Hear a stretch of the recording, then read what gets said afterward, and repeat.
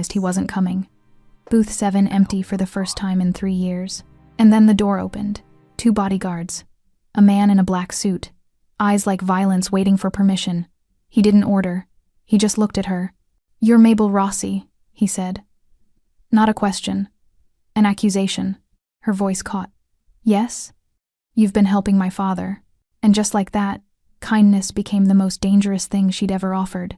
What if the loneliest man in your diner wasn't broken by the world, but by the empire he built on blood and regret?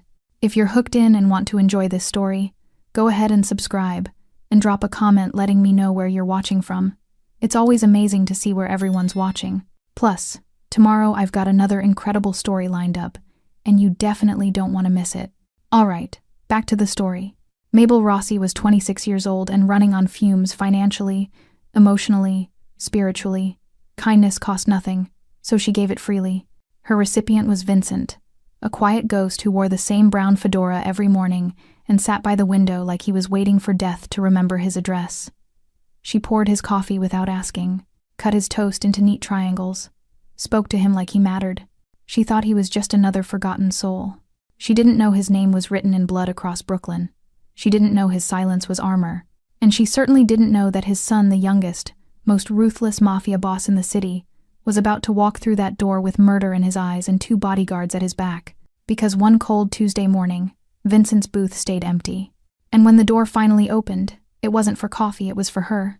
The bell above Luna's diner sang its tired song at 5:30 a.m., and Mabel Rossi was already behind the counter, tying her apron with practiced efficiency.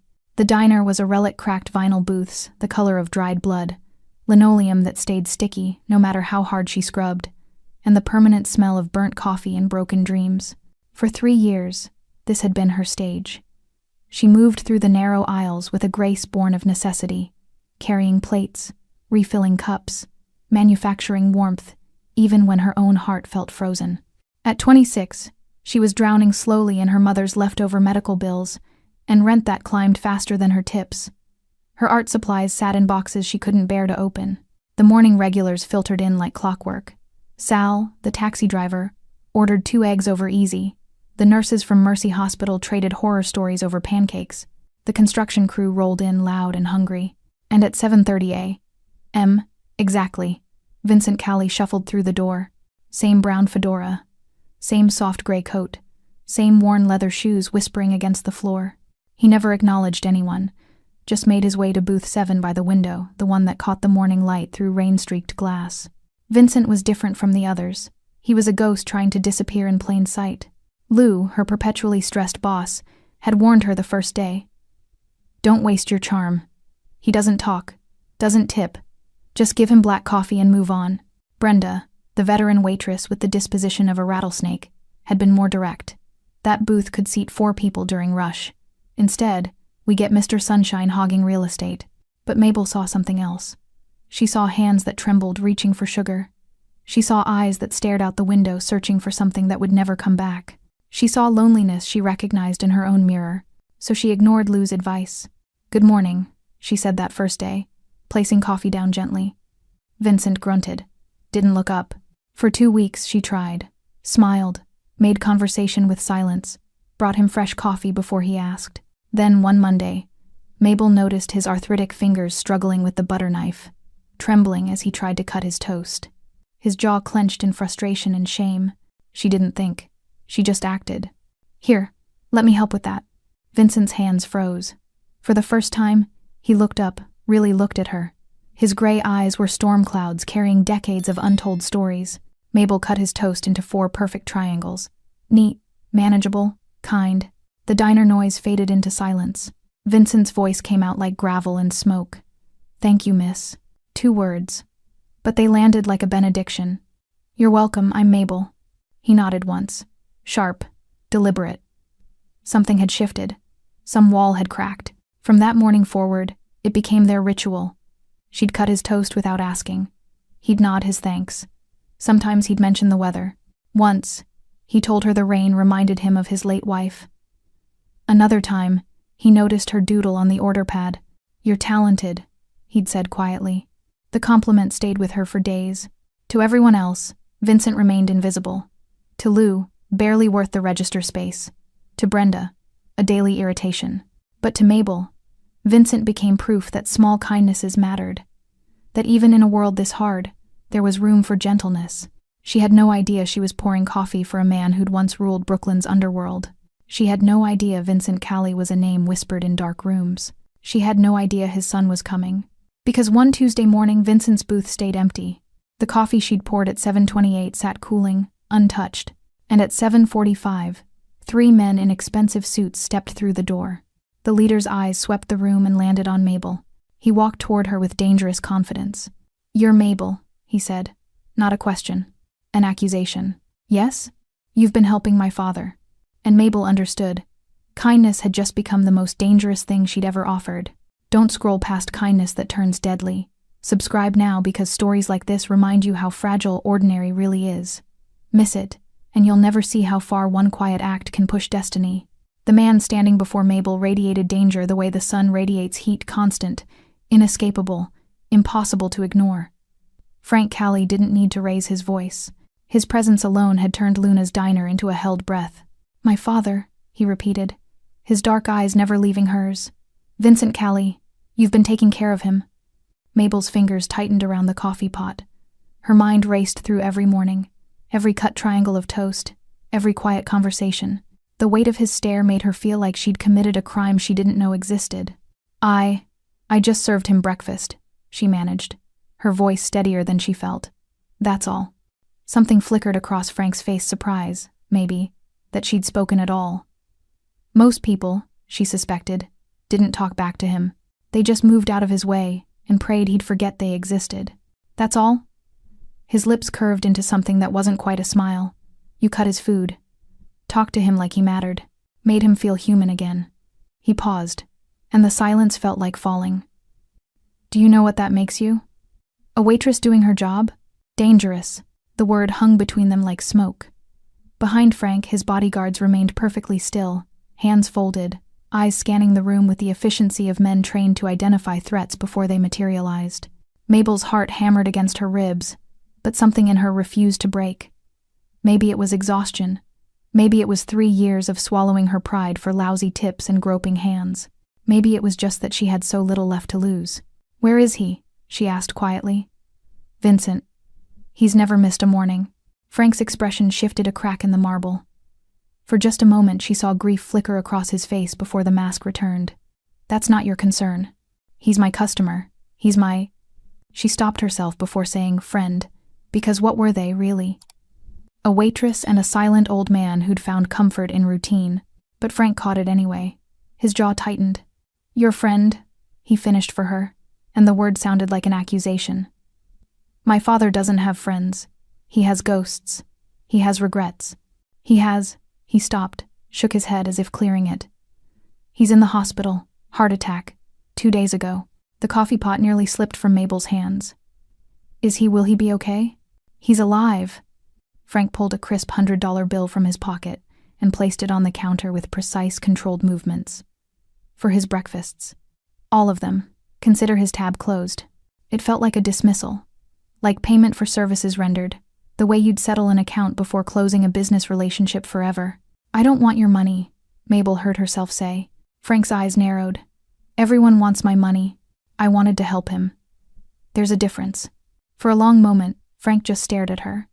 The diner remained frozen, Sal's eggs getting cold, the construction crew suddenly fascinated by their plates, even Brenda silent for once in her miserable life.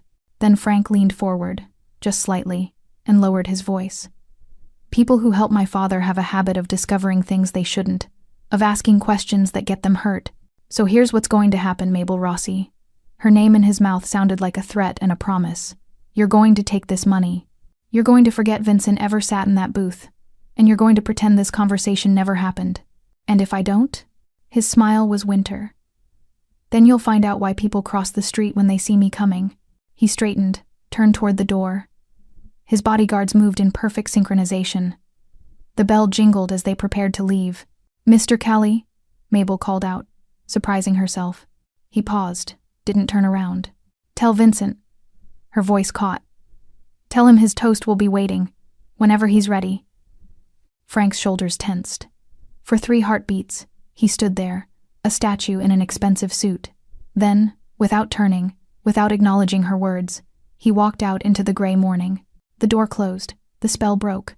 Sound rushed back into Luna's silverware clinking, conversations resuming, Lou yelling something about orders backing up.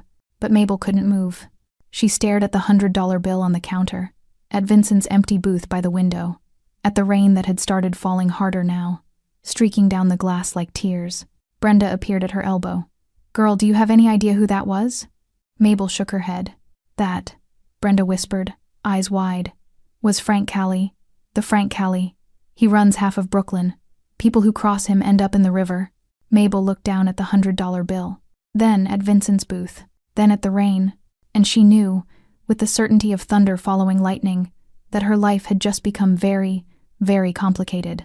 Ever had something vanish right before the truth? Hit subscribe. Before this story takes the turn no one saw coming. Skip it, and you'll spend the night wondering what was inside that car. 3 days passed like bruises, slow, painful, deepening with time. Mabel couldn't stop thinking about Vincent's empty booth.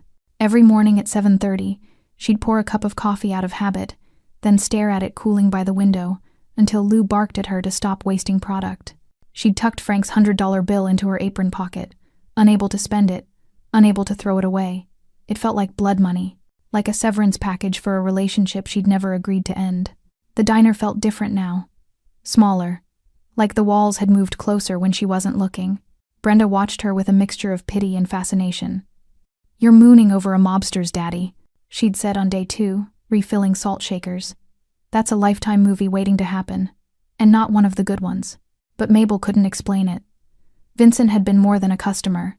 He'd been a reminder that kindness still mattered, that small gestures could bridge chasms of loneliness. Losing him felt like losing proof that her life meant something beyond balancing plates and forcing smiles. On the 4th morning, Mabel arrived at 5:30 to find something waiting on the diner's doorstep. A brown fedora. Vincent's fedora. Her hands trembled as she picked it up. The felt was soft, worn smooth by years of handling. Inside the band, she found a small piece of paper folded into a square. Her name was written on it in shaky handwriting. "Mabel, you reminded an old man what love once felt like. If my son ever finds peace, it will be because of you. The world made him hard.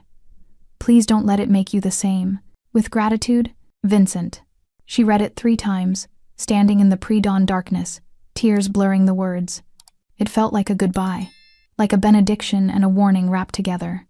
Inside the diner, she placed the fedora on the shelf behind the counter, next to the coffee filters and the dusty plastic flowers Lou's late wife had put there a decade ago. It felt right keeping Vincent close, even if just in memory. The morning shift began. Sal came in for his eggs. The nurses ordered their pancakes. The construction crew arrived, loud as always. But at 7:30, Vincent's booth remained empty. At 7:45, the bell above the door chimed. Mabel looked up, hope fluttering stupidly in her chest. Maybe Vincent had recovered. Maybe he was coming back. But it wasn't Vincent. It was Frank Callie. Alone this time. No bodyguards. No intimidating entourage. Just him in a charcoal suit that probably cost more than her yearly rent, standing in the doorway like he was trying to decide whether to stay or run. The diner didn't go silent this time. People hadn't seen him before, didn't recognize the danger. They just kept eating, kept talking, kept living their ordinary lives, while something extraordinary unfolded. Frank's eyes found hers immediately. He walked to the counter with less confidence than before, like each step cost him something. "Coffee," he said. His voice was rougher than she remembered. Tired. Mabel grabbed a mug, not the chipped blue one Vincent preferred, but close and poured.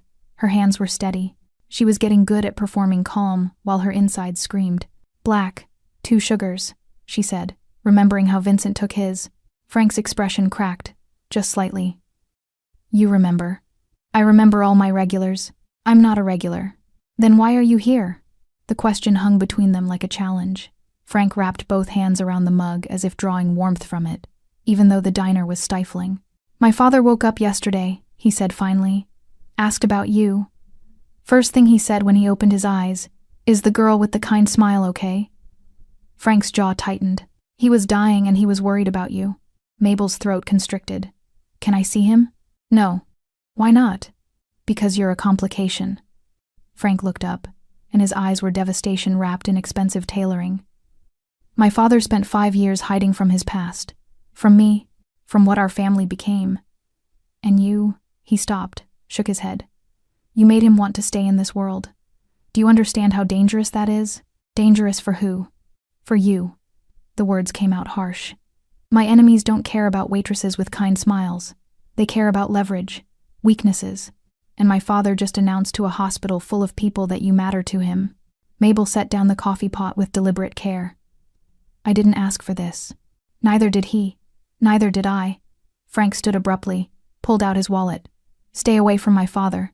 Stay away from me. Forget. Booth 7, Mabel interrupted. Vincent sat in booth 7. And I'm not forgetting him just because you're scared. Frank's eyes went dark. I'm not scared. Then what are you? Smart enough to know that people around my family don't survive kindness. He dropped 2 20s on the counter and walked out. But this time, he left his coffee unfinished. And Mabel knew he'd be back. Frank Kelly returned the next morning, and the morning after that, and the one after that. Each time, he came alone. Each time, he ordered black coffee with 2 sugars. Each time, he sat at the counter instead of Vincent's booth close enough to watch Mabel work, far enough to maintain the illusion of distance. He never stayed long. 20 minutes, maybe 30. He'd drink his coffee in silence, leave exact change, and walk out without a word. But his presence filled the diner like smoke thick, inescapable, changing the air itself. By the 5th morning, Brenda was practically vibrating with curiosity. That's Frank Kelly, she hissed, while they prepped for the breakfast rush. Coming here every day like we're Starbucks. Do you know what this means? That he likes our coffee? Mabel kept her voice light, but her hands trembled slightly as she stacked plates. It means he's interested. And when men like Frank Kelly get interested in girls like you, Brenda's voice dropped to a theatrical whisper. People end up as headlines. Mabel wanted to argue but couldn't, because Brenda was right about one thing. Frank was interested. Not romantically, at least. She didn't think so. It was something else. Something that felt like he was trying to solve a puzzle, and she was the piece that didn't fit anywhere. On the 6th morning, Frank broke the silence. Why'd you do it? He asked as she refilled his cup. Mabel didn't pretend not to understand. Because he looked lonely. Lots of people look lonely. You don't cut their food. His hands shook. He needed help. And you just helped. Without wanting anything in return. Frank said it like he was describing something impossible. A unicorn. A miracle. That's generally how kindness works. His laugh was bitter. Not in my world. Mabel set down the coffee pot and leaned against the counter, studying him. Up close, the fear people felt made sense. Frank Kelly was carved from contradictions, beautiful in a way that felt dangerous, controlled in a way that suggested violence constantly held in check. His suit was impeccable. His hands were scarred. Then maybe, she said quietly, your world is smaller than you think. Something flickered across his face. Anger, maybe. Or recognition. You don't know anything about my world. I know your father tried to leave it. I know he found peace in a diner booth and burnt toast. I know. She stopped herself. What? Frank leaned forward. What do you know? I know you're here every morning drinking coffee you probably don't even like, asking questions you're afraid to hear the answers to. Mabel held his gaze. So why don't you just ask what you really want to know? The diner hummed around them. Sal reading his sports page, the nurses gossiping, the construction crew arguing about last night's game. Normal people living normal lives while Mabel stood across from Brooklyn's most feared crime boss, daring him to be honest. Frank's voice dropped so low she almost didn't hear it. What did he talk about? When you were with him? The question cracked something open in her chest, because that's what this was really about. Not protection, not threats. A son desperate to understand the father who'd abandoned him. He talked about the rain, Mabel said softly. How it reminded him of your mother. How she used to dance in it when you were small. Before, she stopped. Before I ruined everything, Frank finished, his voice hollow. He didn't say that. He said you had her eyes. That when you were 5, you used to collect pennies to buy her flowers from the bodega on the corner. Mabel watched emotions war across Frank's face. He said loving you was the easiest thing he'd ever done, and losing you was the hardest. Frank's jaw clenched. His hands, wrapped around the coffee mug, had gone white at the knuckles. He left me, he said finally. Built an empire with my bare hands, became exactly what he raised me to be, and he just left. Disappeared, like I was nothing. Maybe he left because you became what he was most afraid of. The words hung between them like a detonation. Frank stood abruptly, the stool scraping harsh against linoleum. For a moment, Mabel thought he might explode, violence radiating off him in waves. The entire diner seemed to hold its breath. But he just pulled out his wallet, dropped a 50 on the counter. "Keep the change," he said, voice tight. "And stop trying to save people who don't want to be saved." He turned toward the door. "Frank." He stopped. Didn't turn around. "Your father does want to be saved," Mabel said. "That's why he's asking about me. That's why he left you that letter." "What letter?" "The one he made me promise to give you. When you were ready." Frank finally turned, and his expression was devastation. "I'll never be ready." "Then I guess I'll be waiting." He left without another word. But Mabel saw it, the slight hesitation before he walked out. The crack in his armor growing wider. She'd seen that look before. On Vincent's face, the first time she'd cut his toast. The letter arrived on a Tuesday, delivered by a nurse from Mercy Hospital who looked uncomfortable holding it, like it might explode in her hands. "Mr. Callie asked me to bring this to you," she said, glancing nervously around the diner. "He was very insistent, said it had to be you, specifically." The waitress with the kind smile. Mabel's hands trembled as she took the envelope. It was thin, cream-colored, expensive paper that felt wrong in her calloused fingers. Her name was written across the front in Vincent's shaky handwriting, the same script from the note in his fedora. She waited until her shift ended, until she was alone in her shoebox apartment with its water-stained ceiling and boxes of abandoned art supplies, before she opened it. "Dearest Mabel, I am writing this with hands that barely remember how to hold a pen, so forgive me if my words wander like an old man's mind. You reminded me what love once felt like. Not the violent kind, the kind that builds empires and destroys enemies. The quiet kind, the kind my Maria had. The kind that cuts toast into triangles and asks about dreams, without expecting anything in return. My son doesn't remember that kind of love. He only knows the other, the kind that takes and demands and breaks. I made him that way. I built him from blood and fear, and then I ran from what I'd created. But he wasn't always a monster. Once, he was a boy who collected pennies for his mother, who cried when birds fell from trees, who wanted to be a teacher, of all things. Can you imagine? Frank Callie, teaching children about books and numbers instead of ledgers and bodies. I took that boy and buried him under concrete and rage. When I'm gone, and Mabel, I will be gone soon. Hearts like mine don't get many warnings. Someone needs to help him remember. Not to fix him, not to save him, just to remind him that the boy isn't completely dead. I think you might be the only person brave enough, or foolish enough. I haven't decided which. There's something Frank doesn't know. Something I've hidden for 5 years because knowing would destroy what little humanity he has left. His mother, my Maria, she didn't die in crossfire. She wasn't killed by enemies or caught in violence meant for me. She took her own life. She discovered what Frank had become. The rumors reached her, whispers of brutality, of executions, of a son who'd surpassed his father's cruelty. She confronted him one night, begged him to stop. He told her it was too late, that this was who he was now. 3 days later, I found her in our bedroom, pills, a note that said only, "I cannot watch my son become death itself." I told Frank it was a rival family, gave him a target for his rage, watched him build an empire on that lie because I was too cowardly to tell him the truth that his mother couldn't survive loving what he'd become. He thinks his violence was justice. It was grief eating itself alive. When I'm gone, give him the second letter, the one she wrote, the one I've been too afraid to share. Help him see what love really was. Not possession, not protection, just love. You have that in you, Mabel. I saw it in how you held my coffee cup like it mattered, how you spoke to me like I was human. Maybe you can do the same for my son. With all the gratitude my broken heart can hold. Vincent. Mabel read it 3 times, tears streaming down her face, hands shaking so badly the paper rattled. Inside the envelope was a second, smaller one, sealed, addressed in different handwriting, feminine, elegant, to my beloved Francesco. Maria's letter. The truth Frank had spent 5 years running from. Mabel held it like it was made of glass and dynamite. That night, she couldn't sleep.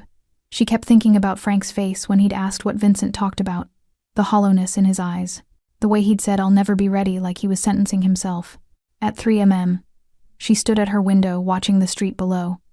Rain fell in sheets, turning the Brooklyn night into liquid darkness.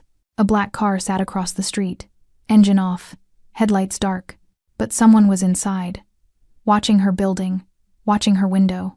Mabel's heart stuttered. She knew, without seeing his face, who it was. Frank Callie, sitting in the rain at 3 a.m, staring at the apartment of a waitress who'd promised to deliver a letter that would break him.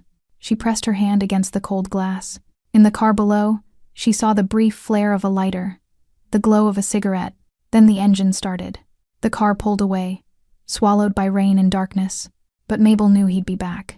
Because some storms don't pass, they just gather strength. Frank stopped pretending he came for the coffee. It started subtly arriving earlier, staying longer, asking questions that had nothing to do with his father. He'd watch Mabel work with an intensity that made her skin prickle, like he was trying to solve an equation that kept changing variables. "Why do you stay here?" he asked one morning, gesturing at the diner's cracked vinyl and flickering lights. "You're smart, talented. Vincent showed me the sketches you drew on napkins." Mabel's hands paused mid-pour. "He kept those? He kept everything you touched?" Frank's voice was quiet. "Like you were proof of something." "Proof of what?" "That good people still existed." The words landed soft but heavy, like snow that would later become an avalanche. Their conversations became a rhythm. He'd arrive at 7:30 Vincent's time and sit at the counter. She'd pour his coffee. They'd talk in the spaces between orders, building something fragile and unnamed between the breakfast rush and burnt toast. He told her about the boy who'd wanted to teach, about his mother's laugh, about the day everything changed when he'd watched his father nearly beaten to death and decided fear was better than love. She told him about art school, about her mother's slow death, about paintings she couldn't afford to finish, and dreams she'd buried under practicality. "You should paint again," Frank said one morning, his voice carrying an unexpected gentleness. "With what money?" He pulled out his wallet. "Don't," Mabel said sharply. "Don't do that." "Do what?" "Try to fix things with cash. I'm not a problem you can throw money at." Frank's jaw tightened. "Everyone else is. Then maybe that's the problem." The diner had started noticing. Sal watched over his newspaper with knowing eyes. Brenda whispered theories to anyone who'd listen.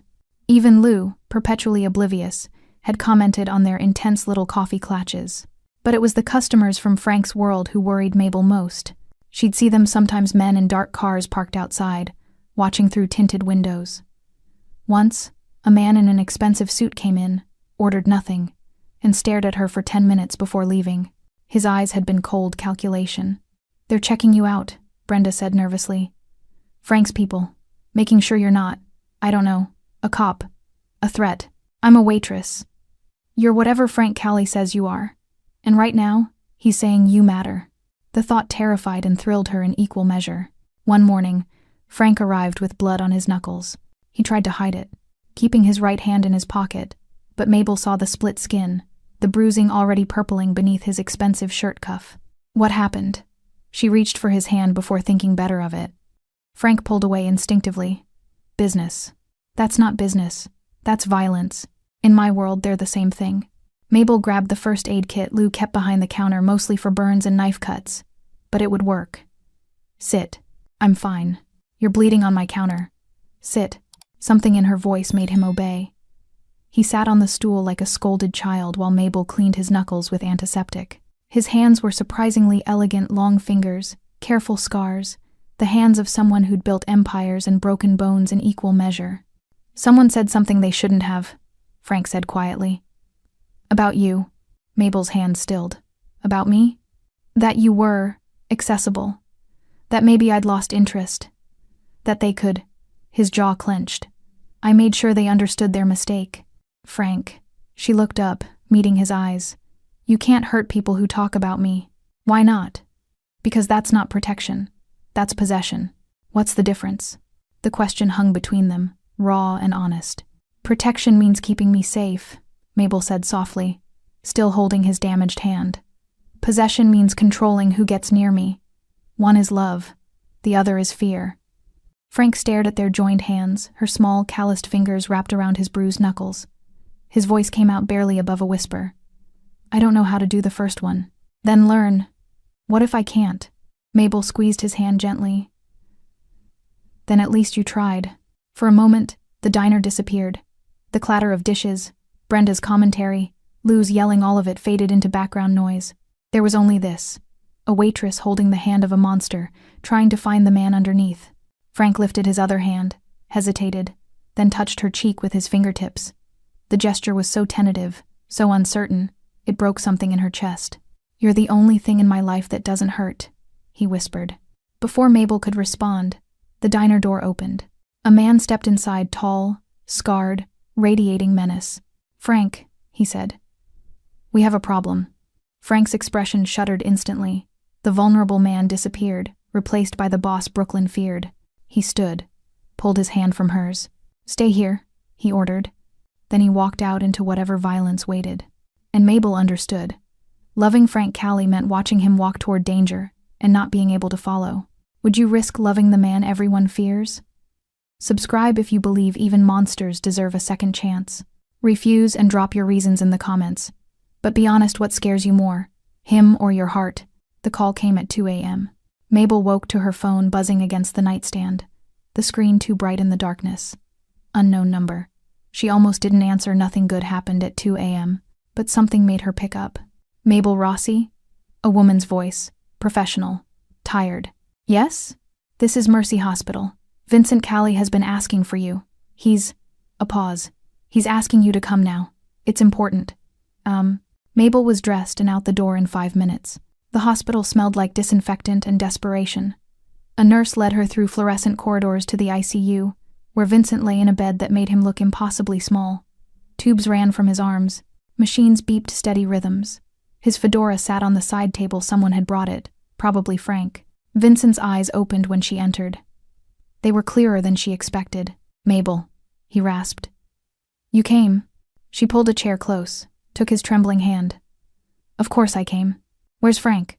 "I don't know. They only called me." Vincent's expression tightened with something like pain. "Good. Need to tell you first, before he comes." Each word seemed to cost him. "The letter. Did you read it?" "Yes." "Then you know. About Maria. About the lie." His grip strengthened slightly. "But there's more. Something I didn't write. Something he needs to hear. From someone he trusts. Vincent, you should rest." "No time for rest." His laugh became a cough. "Dying men don't rest. They confess." Mabel squeezed his hand gently. Vincent's eyes fixed on the ceiling, seeing something or someone she couldn't. "Frank thinks his empire was built on justice, revenge for his mother. But it was built on my cowardice. I gave him a target because I couldn't give him the truth. He needs to hear this from you. He won't listen. Not to me. I'm the man who abandoned him." Vincent turned his head, meeting her gaze. "But you're the woman who showed him kindness without wanting power. That's why he keeps coming back. Not for coffee, for proof that he's still human. I don't know if I can—" "The letter from Maria. When you give it to him." Vincent's breathing became labored. "Stay with him. Don't let him be alone when his world collapses. Promise me." "I promise." The door opened. Frank stepped inside, and the temperature dropped. He looked from Mabel to his father, jaw tight. "What's going on?" "Francesco," Vincent said softly, using his full name, the one his mother had given him. Frank flinched like he'd been struck. "I need to tell you something. Before—" Vincent gestured weakly at the machines. "Before it's too late." Frank moved closer, his usual confidence stripped away, leaving only a son facing his father's death. Mabel started to stand, to give them privacy, but Vincent's hand tightened on hers. "Stay," he whispered. "Please." She sat back down, caught between them. "Your mother," Vincent began, his voice gaining strange strength. "What I told you about her death, it was a lie." Frank went perfectly still. "What?" "There was no rival family, no attack, no enemy." Each word landed like a stone. "She took her own life, Francesco. Because of what you'd become. The machines kept beeping. The fluorescent lights kept humming. But the world had stopped." "No." Frank's voice was hollow. "You're lying." "I wish I was." Vincent's eyes filled with tears. "She found out what you were doing. The violence, the executions. She begged you to stop. Do you remember? 5 years ago. She came to you crying, asking you to walk away." Frank's face had gone white. "She said it was too much, that I'd gone too far," I told her. His voice cracked. I told her it was too late to change. 3 days later I found her. Vincent's tears fell freely now. Pills. And a note. She wrote that she couldn't watch her son become death itself. Frank staggered backward like he'd been shot. His hand found the wall for support. I gave you a lie, Vincent continued. Because I was a coward. Because I thought your rage would be easier than your guilt. I let you build an empire on grief that should have been. Should have been.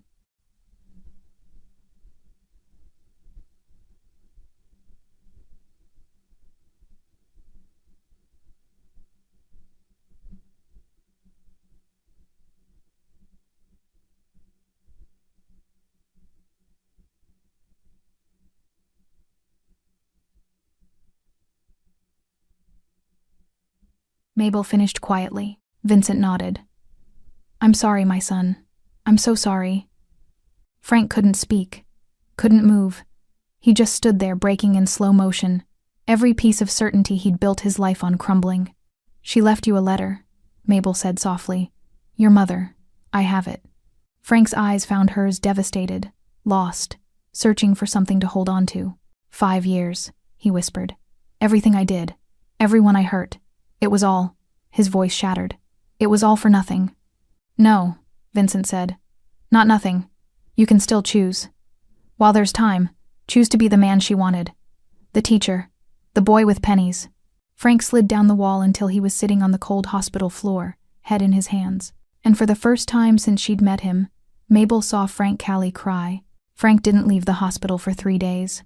He slept in the chair beside Vincent's bed, refused food, barely spoke. Mabel brought him coffee from Luna's Black, 2 sugars, and sat with him in the terrible silence. Sometimes Vincent was awake, sometimes sedated.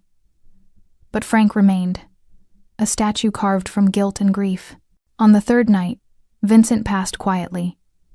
No dramatic goodbye, no final wisdom, just a breath that didn't come back, machines that suddenly screamed, and nurses who moved with practiced efficiency while Frank stood frozen, unable to process that the man he'd spent 5 years running from was gone. Mabel held his hand through it all, felt it turn cold as the weight of everything settled on his shoulders. The funeral was small. Frank had wanted it that way, no spectacle. No parade of criminals paying respects to a man they'd feared. Just a quiet ceremony at a cemetery on the edge of Brooklyn, where Maria was buried. Mabel stood beside Frank as they lowered Vincent into the ground. He wore a black suit that fit perfectly but looked wrong on him, like armor that no longer served its purpose. His face was a mask, but his hand trembled in hers. When it was over, when the last mourners had drifted away, Frank finally spoke. I need to read it, my mother's letter. Mabel had been carrying it for days, waiting. She pulled the envelope from her purse, Maria's elegant handwriting, still pristine despite the years Vincent had kept it hidden. Frank took it with shaking hands. For a long moment, he just stared at his name written in his mother's script. Then he opened it. Mabel watched emotions cascade across his face as he read shock, pain, understanding, devastation. When he finished, he read it again. Then a 3rd time, as if repetition might change the words. Finally, he handed it to Mabel. Read it, please, out loud. Her voice trembled as she began. My beloved Francesco, if you're reading this, then I am gone, and your father has finally found the courage to give you truth instead of comfort. I want you to know that leaving was not your fault. It was mine. I was too weak to watch you become what this life demanded, too soft to understand that survival sometimes requires hardness. But I also need you to know this. The boy I raised, the one who saved injured birds, who read books until dawn, who wanted to teach children because he believed in their goodness, that boy is not dead. He is buried, yes, hidden under layers of violence and necessity, but not dead. I see him sometimes. In your eyes when you think no one is watching. In the way you still knock on wood for luck. In how you close your eyes when you laugh, just like you did as a child. Your father built you into a weapon. This life sharpened you into something terrible. But Francesco, my sweet boy, you chose to stay sharp. Every day, you make that choice. I cannot watch you choose darkness anymore. It breaks my heart in ways that have no repair. So I am choosing peace, and I am begging you from whatever comes after this to choose light. Not for me, not for your father, for the boy who collected pennies, for the man he could still become. Walk away, my son. Please, walk away before there's nothing left of you to save. With all the love a mother's heart can hold, Maria.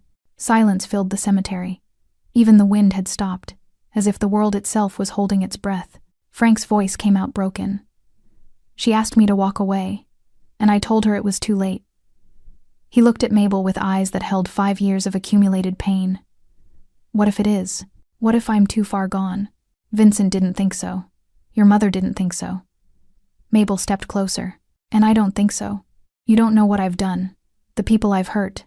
I know you come to a diner every morning to drink coffee you don't like because it reminds you of your father. I know you ask about my dreams like they matter. I know you're capable of gentleness even when the world tells you it's weakness. She touched his face, felt him lean into her palm like a man starving for tenderness. That's who you are, Frank.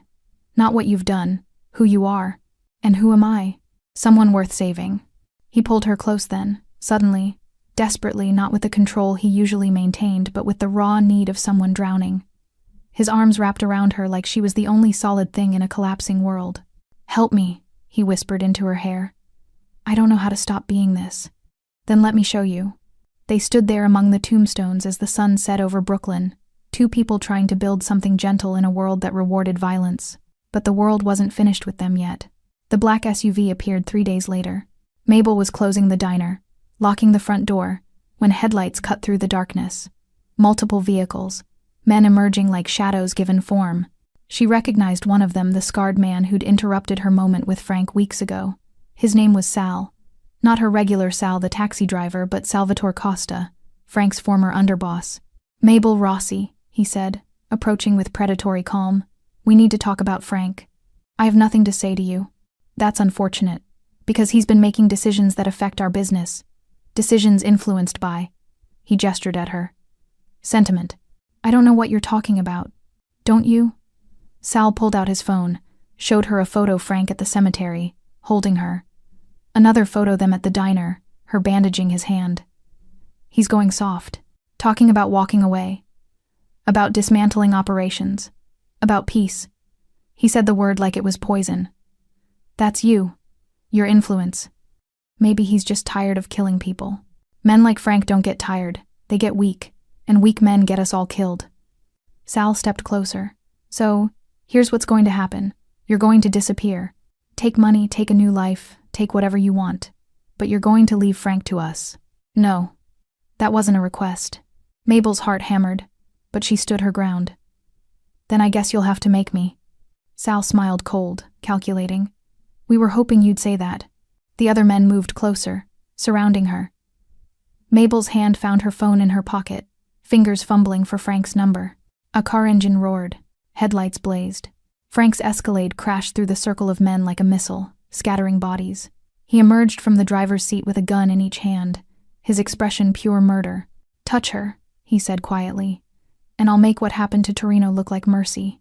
The standoff hung in the air, weapons drawn, loyalties tested, violence balanced on a knife's edge. Sal raised his hand slowly.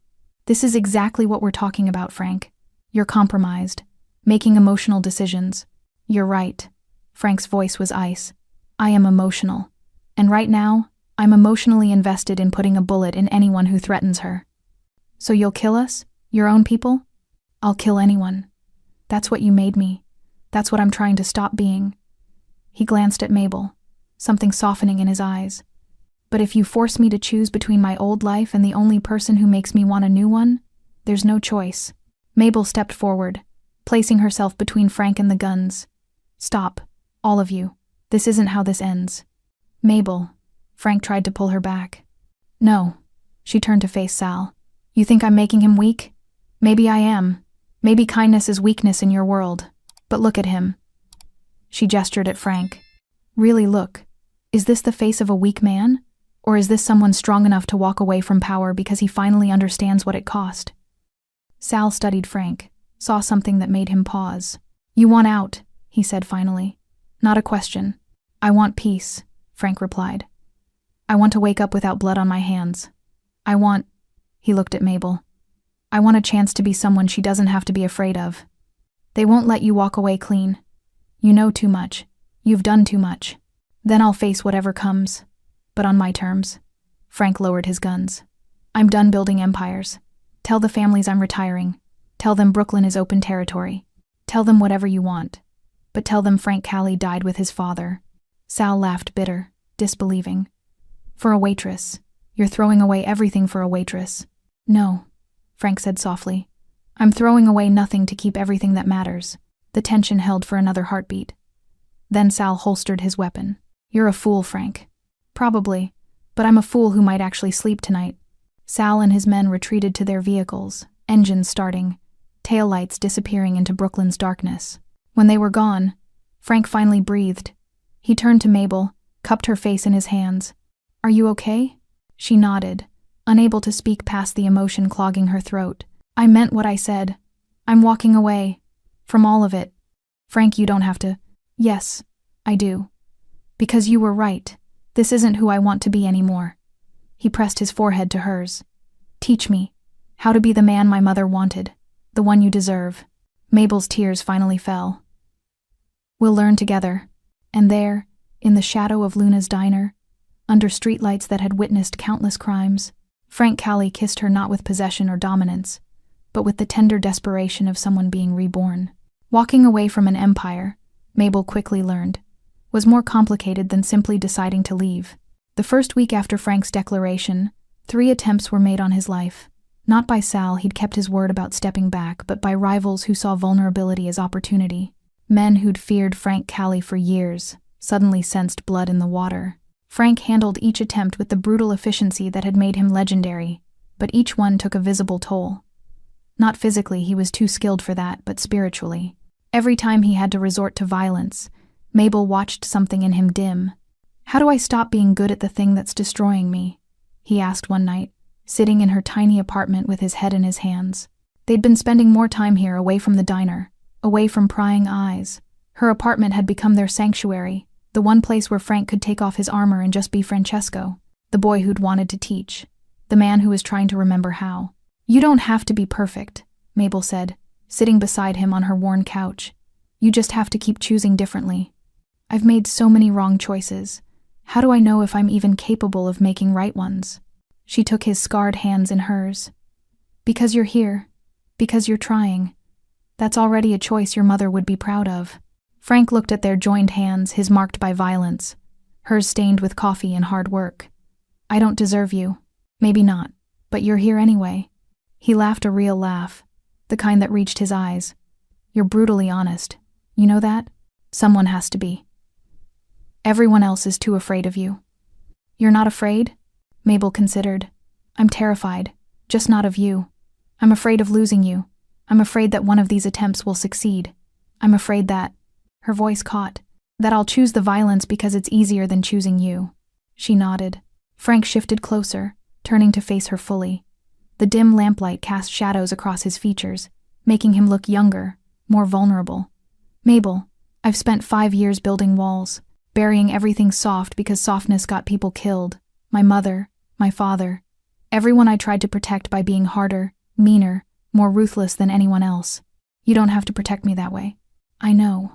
That's what scares me. His thumb traced circles on her palm. Because protecting you the right way with trust and honesty and partnership that requires being the person I buried. And I don't know if I remember how. Then remember this. Mabel brought his hand to her chest, over her heart. Feel that? That's what it's like to be near someone you care about. Not possess, not control, just care about. Frank's eyes darkened with emotion. His hand spread across her chest, feeling her heartbeat accelerate under his touch. It's fast. You make me nervous. I don't want to make you nervous. I want to make you... He stopped, struggling with words. I want to make you feel safe, happy, like your dreams matter, like you matter. I do feel that way. When you're like this. When you're just Frank.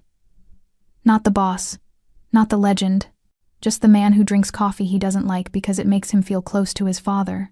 Something broke open in Frank's expression. I love you. The words fell into the silence like stones into still water, creating ripples that expanded, changed everything. Mabel's breath caught. Frank, I know I shouldn't. I know I have no right. I know I'm still covered in the wreckage of my old life. But I love you, Mabel Rossi. I love how you see people. How you cut toast into triangles like it's an act of devotion. How you look at me like I'm someone worth saving even when I know I'm not. You are worth saving.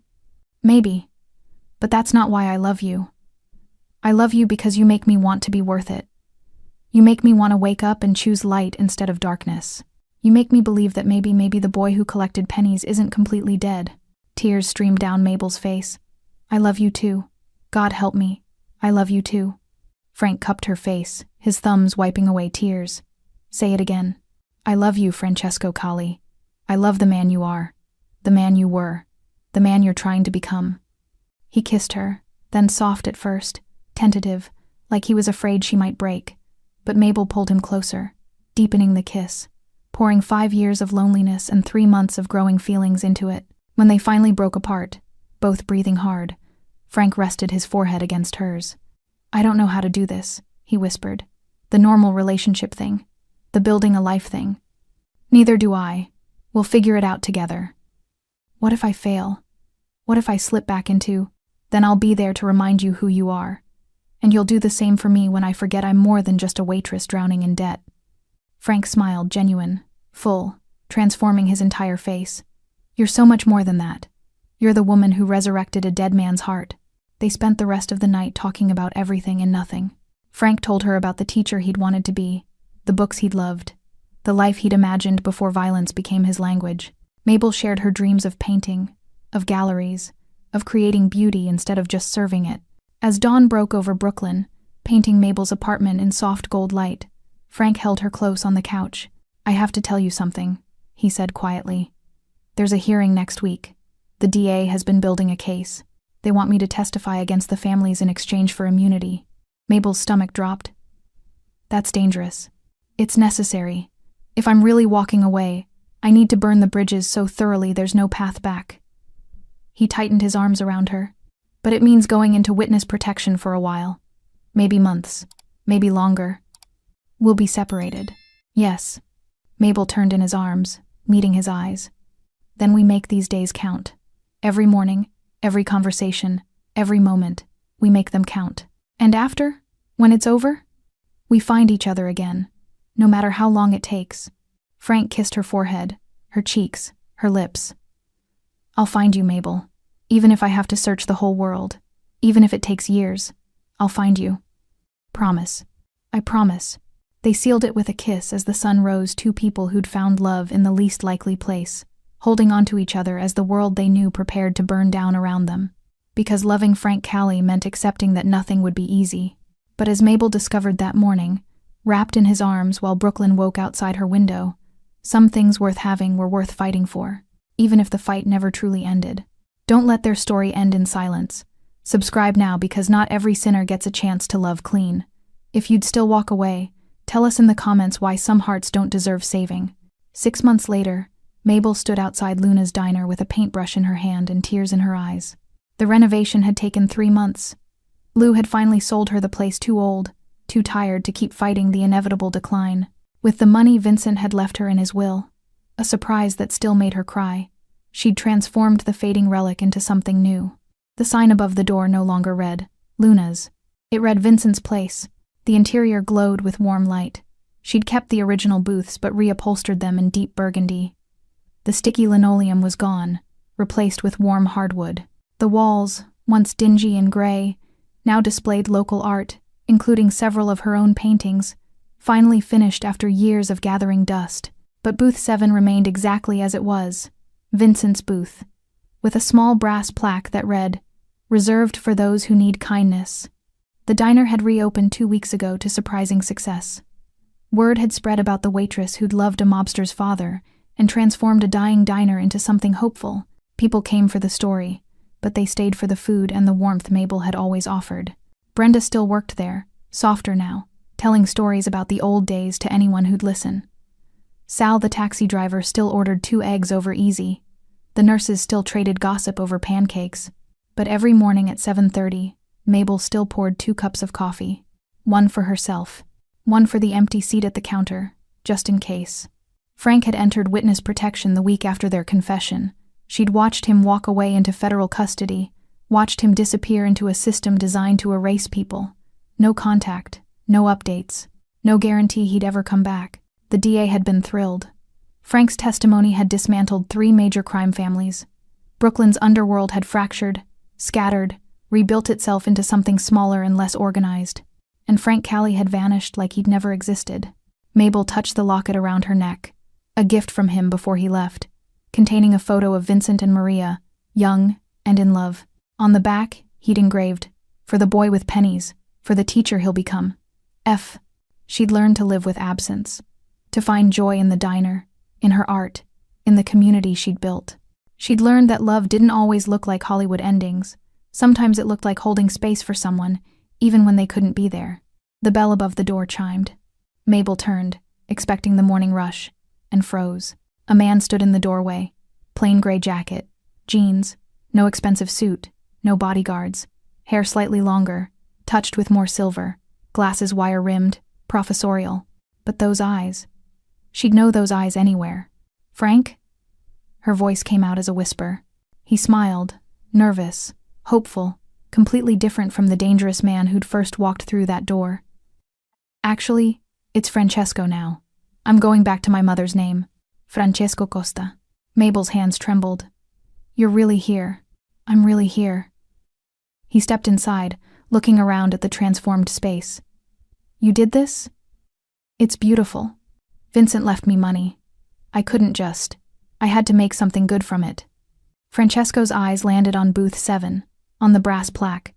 His face crumpled briefly before he composed himself. He'd love this. "There's coffee." Mabel gestured to the counter, muscle memory taking over. "If you want some. Is there room for one more cup?" The words hung between them, an echo of her outline, of the ending she'd imagined but never believed would come true. "Only if you pour the second round," she managed, tears streaming freely now. Francesco crossed the diner in 3 steps and pulled her into his arms. He smelled different, less expensive cologne, more simple soap. He felt different too, less rigid, more relaxed, but his embrace was the same desperate tenderness she remembered. "I'm sorry," he whispered into her hair. "I'm sorry it took so long. The trial ran over, and then protective custody, and then, you're here now. That's what matters." He pulled back just enough to see her face, his hands framing her cheeks. "I have so much to tell you. They set me up with a new identity. I'm teaching now. High school. English literature. Can you believe it? Me, teaching teenagers about Shakespeare." Mabel laughed through her tears. "Your mother would be so proud. I think about her every day. And my father. And you." He kissed her forehead. "Especially you. Every morning I'd wake up and think about you pouring coffee in this diner, and it kept me going. I poured you coffee anyway. Every morning at 7:30, just in case." Francesco's eyes glistened. "Show me." She led him to the counter, to the 2 cups she'd prepared out of habit and hope. They sat side by side on the red vinyl stools, the same stools where they'd first built their fragile connection. "To new beginnings," Francesco said, raising his cup. "To old kindnesses," Mabel replied, clinking hers against his. They drank together as morning light streamed through the window, painting everything gold. "So what happens now?" Mabel asked. Francesco set down his cup and took her hand. "Now? Now I do what I should have done months ago." He slid off the stool and impossibly, wonderfully got down on one knee. Mabel's heart stopped. "I don't have a ring yet. I don't have much of anything, actually. Just a studio apartment and a teacher's salary and a second chance I don't deserve." His voice shook. "But I have love, Mabel. I have so much love for you that sometimes I don't know what to do with it all. You saved me. You saw the person I could be when I'd forgotten he existed, and I want to spend the rest of my life proving that you weren't wrong. Francesco, marry me, please. Let me wake up every morning and pour you coffee. Let me cut your toast into triangles. Let me be the man who makes you smile the way you made my father smile. Let me," his voice broke, "let me love you the way my mother loved my father, purely, completely, without darkness." Mabel pulled him up and kissed him deep, certain, full of yes, and always, and forever. When they broke apart, she was laughing and crying simultaneously. "Yes, yes, I'll marry you. On one condition. Anything. You have to help me run this place. Vincent's place needs both of us." Francesco looked around the diner at the art on the walls, at booth 7 with its brass plaque, at the customers starting to filter in for breakfast. A mobster turned teacher and a waitress turned artist, running a diner together. That's quite a story. It's our story, Mabel corrected. And it's just beginning. The bell above the door jingled as more customers arrived. Brenda walked in for her shift, took one look at them, and burst into tears. I knew it. I knew he'd come back. Sal, the taxi driver, ordered his 2 eggs over easy and left his usual tip, but added an extra 20 with a note. For the happy ending, some people deserve them. The nurses applauded. The construction crew whistled. Luna's no. Vincent's place filled with the sound of celebration. Francesco and Mabel stood behind the counter, hands intertwined, pouring coffee and cutting toast and building the life that violence had tried to prevent. Outside, Brooklyn hummed its endless song. Inside, love had the last word. Because sometimes kindness doesn't just save one person. Sometimes it saves 2. And sometimes, if you're very lucky, it saves everyone who witnesses it.